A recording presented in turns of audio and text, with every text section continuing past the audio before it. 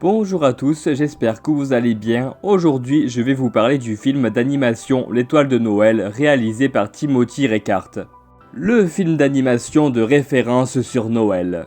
L'histoire d'un petit âne courageux, beau, qui rêve d'une vie meilleure loin du train-train quotidien du moulin du village. Un jour, il trouve le courage de se libérer pour vivre enfin la grande aventure. Sur sa route, il va faire équipe avec Ruth, une adorable brebis qui a perdu son troupeau, et David, une colombe aux nobles aspirations.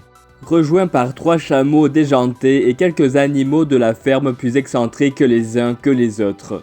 Bo et ses nouveaux amis suivent l'étoile et vont devenir les héros méconnus de la plus belle histoire jamais contée, celle du premier Noël. Le film commence à Nazareth 9 mois avant Jésus-Christ où nous suivons une souris en train d'essayer de voler de la nourriture chez quelques habitants de la ville. Jusqu'à la maison de Marie, femme de Joseph, où un ange se manifesta chez elle lui annonçant qu'elle serait enceinte et qu'elle mettrait au monde un fils conçu par le Saint-Esprit. La souris, témoin de ce qu'elle venait de voir et d'entendre, en avertit ses copains. D'ailleurs, bon nombre d'animaux observaient avec émerveillement l'étoile qui scintillait dans le ciel. Et nous faisons la connaissance de Bo, un âne travaillant dans un moulin avec un autre âne. Bo était convaincu que cette étoile annonçait quelque chose de merveilleux. 6 mois plus tard arriva le mariage de Joseph et Marie. Pendant ce temps, Bo continua à travailler péniblement.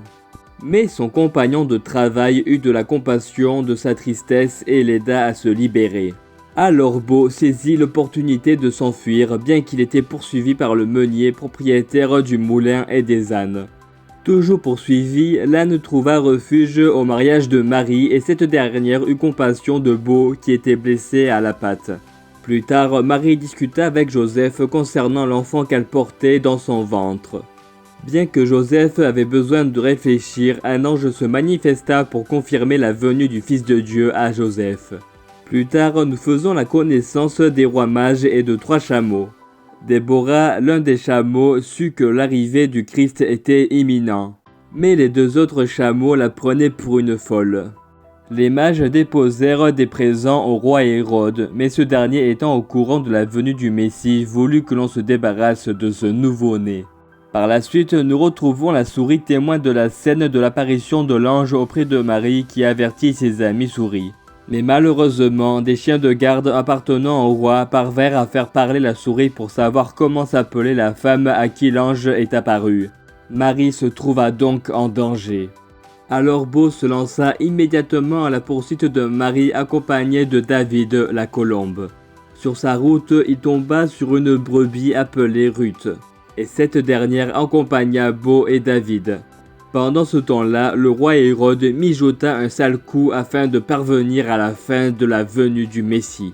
Mais alors que Bo, David et Ruth parvinrent à rattraper de justesse Joseph et Marie, les 2 chiens de garde ainsi que leur maître au service du roi les rattrapèrent, mais Bo parvinrent à repousser accidentellement le maître chien et parvinrent à s'enfuir. Mais Joseph commençait à en avoir marre de Bo à cause de toutes les âneries qu'il provoquait. Joseph expulsa donc Bo, seule Ruth resta auprès de Joseph et Marie.